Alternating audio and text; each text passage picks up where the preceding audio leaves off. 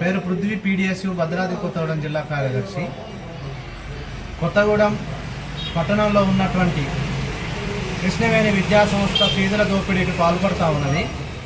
ఈ ఏజెన్సీలో ఎటువంటి అనుమతులు లేకోకుండా వసతి గృహాలు నిర్వహించడము, హాస్టల్లో అడ్మిషన్ అయిన తర్వాత హాస్టల్లో ఉండలేనటువంటి వాళ్ళని, కాలేజీలో ఉండలేనటువంటి వాళ్ళ దగ్గర విపరీతమైనటువంటి ఫీజులు దండుకోవడం, వాళ్ళ దగ్గర లక్షల్లో ఫీజులు తీసుకోవడం, డిమాండ్ చేయడం, 2 రోజులకి 3 రోజులకే వాళ్ళ దగ్గర 30 నుండి 40 వేల రూపాయలు తీసుకునే విధంగా విద్యార్థులను వేధించేటటువంటి పరిస్థితి కనబడతా ఉన్నది. దీని మీద పీడిఎస్యుగా ఇది అన్యాయం అని చెప్పేసి 2 రోజులకి 50 వేల రూపాయలు తీసుకోవడం అన్యాయం అని చెప్పేసి మేము విద్యాసంస్థకు పోయినటువంటి సందర్భంలో పీడిఎస్ విద్యాసంస్థ మీద కూడా దాడికి పూనుకునేటటువంటి పరిస్థితి ఆ కళాశాల యాజమాన్యం నుండి ఉన్నటువంటి పరిస్థితి ఉంది.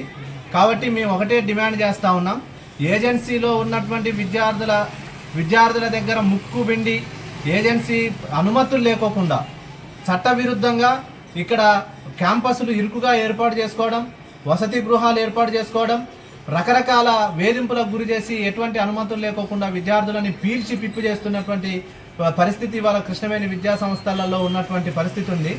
కాబట్టి అనుమతులు లేనటువంటి హాస్టల్స్ని, అనుమతులు లేనటువంటి కాలేజీ క్యాంపస్ని, అనుమతులు లేనటువంటి వాళ్ళ స్కూల్స్ని మొత్తం కూడా సీజ్ చేయాలని చెప్పేసి విద్యాశాఖకు మేము డిమాండ్ చేస్తూ ఉన్నాం.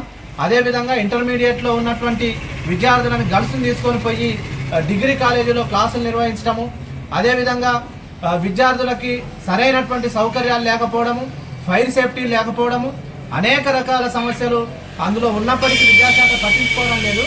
తక్షణమే విద్యాశాఖ స్పందించి అనుమతులు లేనటువంటి హాస్టల్స్ని, అనుమతులు లేనటువంటి కాలేజీ క్యాంపస్లని, అదేవిధంగా ఎటువంటి గవర్నమెంట్ నామ్స్ ప్రకారం లేనటువంటి సౌకర్యాలు లేనటువంటి ఆ కాలేజీని తక్షణమే సీజ్ చేయాలని చెప్పేసి మేము పీడిఎస్యుగా డిమాండ్ చేస్తూ ఉన్నాం.